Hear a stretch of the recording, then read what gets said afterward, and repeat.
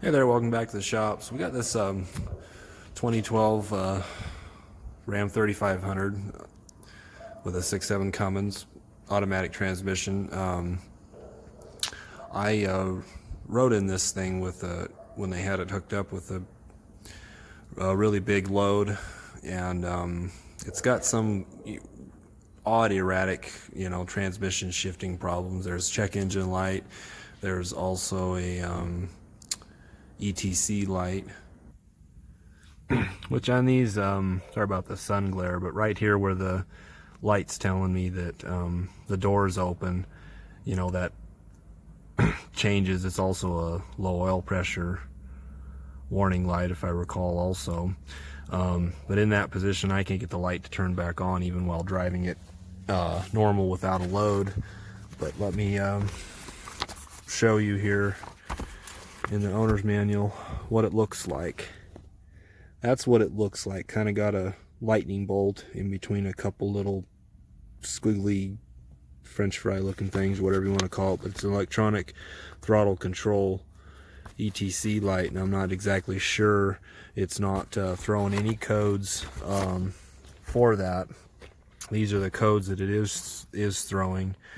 And when you take this out and drive it just normally, even if you are loaded a little bit, if you're not doing any hills or anything, this thing will operate normally. That light does, the ETC light comes on every once in a while, goes back off. What we're gonna do is I don't know when the last time the transmission's been serviced. It has been serviced before, but I don't remember when the last time. This truck's at 122,000 miles on it right now. Chances are this CPS sensor, I just got down there, I looked at the plug, looked at as much wiring as I could visually. Nothing looks bad, so we're going to go ahead and replace that and do a transmission service and change the I believe there's two filters on these. There's kind of a pancake style, we'll get into that, and kind of a spin on that you got to drop the pan to be able to get to. So these are the codes that it's showing that are in it right now, and so we're going to get to it and see if we can get these problems corrected. Okay, so now with any of these more modern, and this is like 2012, obviously it's an 8-year-old truck, but it's modern enough. But you get into anything newer than that, one of the most important things that needs to be checked first are the batteries.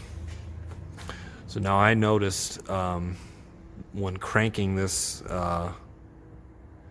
over to start it, that it sounds like it's cranking over a little bit, kind of like a weak crank right here.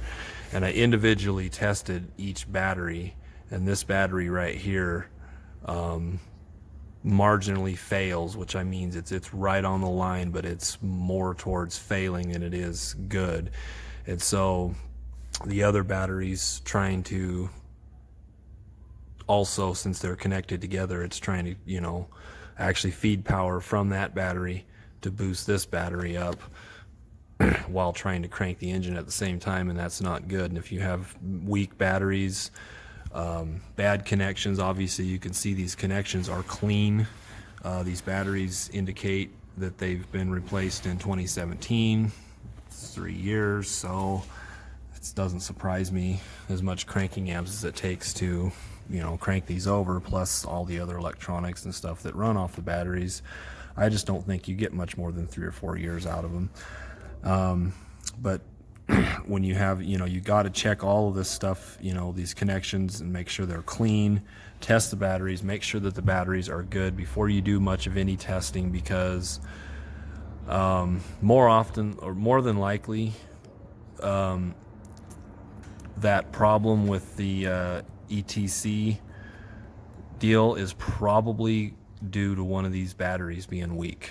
It doesn't sound like it makes any sense, but it totally does, because these ECMs and all the other various modules in here, they need to have proper battery voltage to function. I've seen it many times where I have a truck, or pickup or something come in, and it's a crank no start, and it's cranking. Might sound totally normal, but what you come to find out is during cranking, the battery voltage drops down to 9.9 volts, but the ECM won't turn on to start unless it's at above 10, 10.0 or 10.1 or something like that. And just that little bit difference right there won't turn the ECM on and make crank. So that's the first thing you got to check when you're dealing with all of this kind of stuff, is the batteries themselves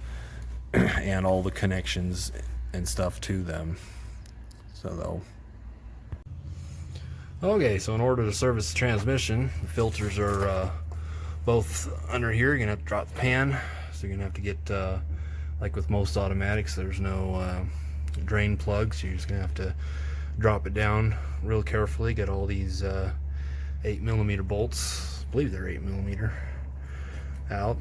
If you got stuff like this on here, get all of this off and clean this up prior to taking this off there, because you don't want any of this stuff anywhere remotely inside this transmission, somewhere. So get it all cleaned up before you take any of the bolts off and apart and whatnot. So alright, so once you get the pan drop down, there's your pancake style filter, and then right over there's your spin-on type filter. And that's this guy right here. Comes with little grommet to replace inside of there for where this spout right here goes up into. Here's the spin-on filter. Got these, right from Chrysler's part number for that one. And, oh man, I didn't want to do that.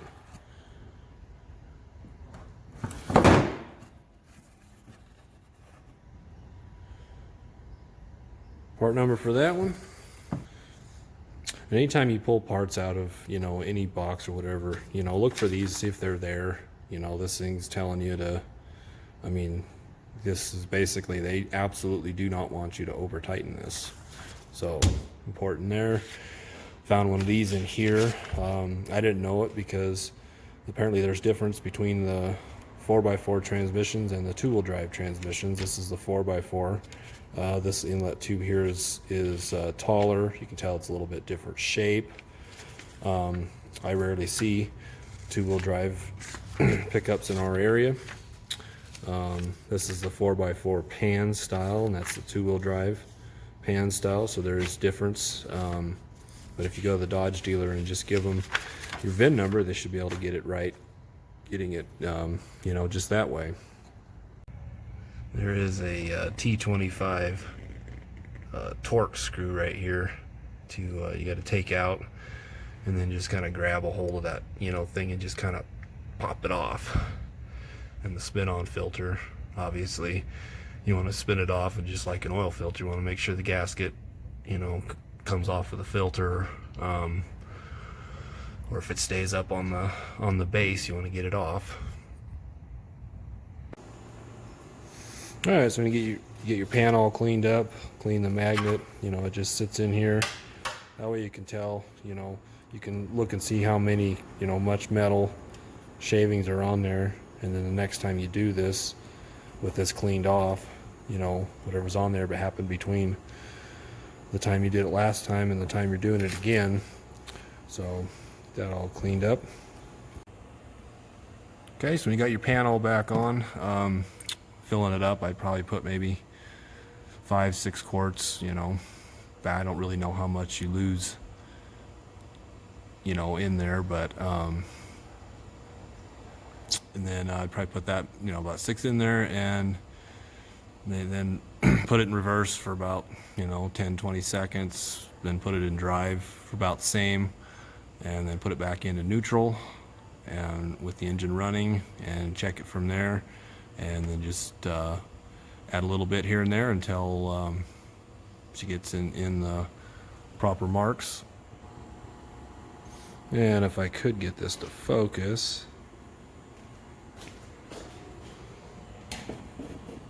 in between these hash marks, there you got hot and cold settings. So we're going to be on the cold setting, so since we haven't driven it. Alright, so let's get this crankshaft position sensor installed. Alright, so we are underneath the pickup, more towards the driver's side. It's right there. We get a little better lighting in there. See it right there.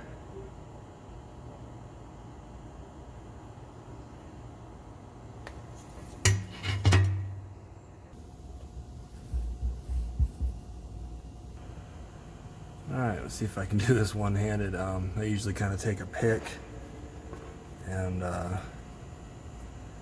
kind of push this red deal like that. Goes a little bit farther and then you can get it. And click it out the rest of the way. And then there's a tab on here.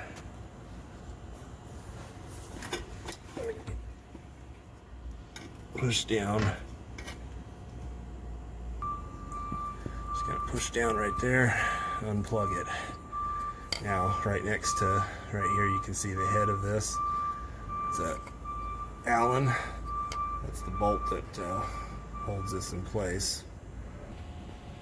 It is a 5mm Allen. I cracked it loose. I could not do that two-handed.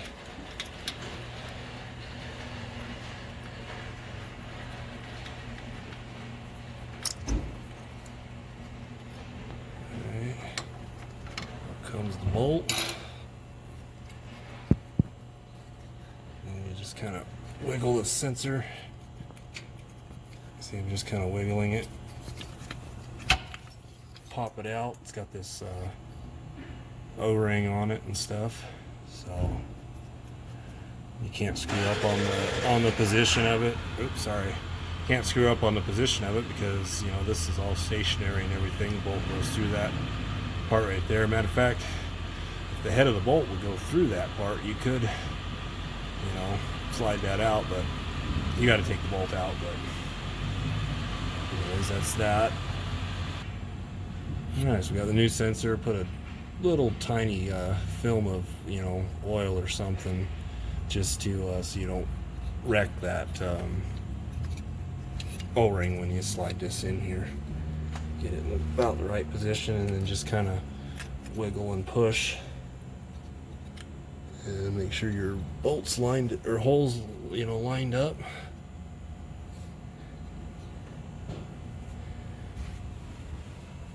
And put the bolt in and tighten it up, and just snug. It doesn't need to be 600 gorilla pounds, but just snug, and then plug your sender back in. Alright, so after changing that sensor, one of the things you will need to do, one thing that I was looking for on here was cam and crank relearn, but maybe these don't do that. I don't work on something this new, but you know, a lot of Dodge vehicles or Jeeps like that over there, you know, you replace a cam or a crank sensor, you know, you got to relearn the positions, but maybe these don't do it. If anybody knows, let me know, but I don't find it in here on the scan tool anywhere. So it's running, and no light, no fault codes for that particular deal. Got the transmission all serviced.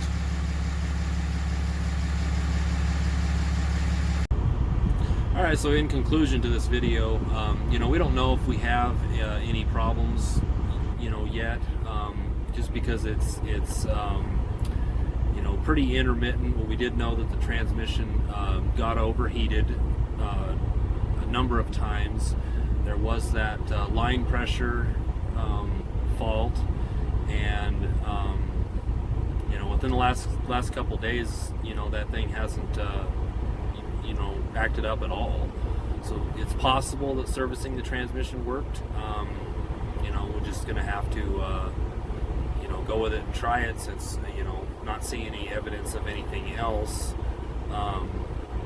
So, you know, as the transmissions get hot, and, you know, the fluid gets hot and gets burnt and everything like that, you know, it could cause some, you know, random erratic, you know, shifting problems. Could also, you know, indicate, you know, hopefully that, you know, what I'm trying to say is, you know, the well, torque converter, that's the word I was looking for. When torque converters lock and unlock, you know, with dirty, burnt fluid and all that kind of stuff, it's definitely possible for that. Got new batteries in it, so that way, you know, we can try to see if that's, you know, gonna fix. You know, the batteries need to be done anyways. The one was weak, the other one passed, but, you know, you should replace them both together. You know, because if you just replace the weak one, yeah, you're gonna be okay for a while until the other battery goes, and sometimes, you know, after 3 years, you have no idea. You know, a weak battery doesn't just always stay weak. Sometimes they just go kaput and they're done. And you got one battery that, you know, is completely done for. They usually won't crank up at all. And so that's, you know, as far as, you know, doing stuff. I think that transmission probably had been serviced maybe 50, 60,000 miles ago on that thing. Probably 50 if I had to, you know. In my opinion, if you do a lot of heavy towing, you probably ought to do a lot more servicing that. It really doesn't cost that much. I want to say everything in total was like, you know, between the two filters and the gasket, 80 some odd dollars for those. The crankshaft position sensor, I think from the Dodge dealer they're like 114. I used one from Napa, and that was just mainly because they told me at the Dodge dealer that the sensors are, you know, in back order. And he said, I have no idea when. It could be a month before we get them, and, you know, and they have them. You know, if it really meant, you know, that, okay, you know, a lot of times in Dodge vehicles you should use sensors that are for, or, you know, that are, you know, right from the dealership. As a matter of fact, there's a lot of things, even with Ford and Chevy, there's a lot of things you should get right from the dealer. But we gave it a chance to, you know, put that one from Napa in there. I want to say it was like $40, $50 or something like that. So we could be changing that again sooner than we should. We don't really know. But so anyways, that's, you know, conclusion to this video. It's, you know, I filmed everything in different steps and everything like that, and I tried to do what I could, but, you know, we'll just go with it. It's about, you know, that was my procedures and plans, and going with that, you know, particular problem. Whether it is a problem, I don't know. Remains to be seen. But anyways, thanks for watching.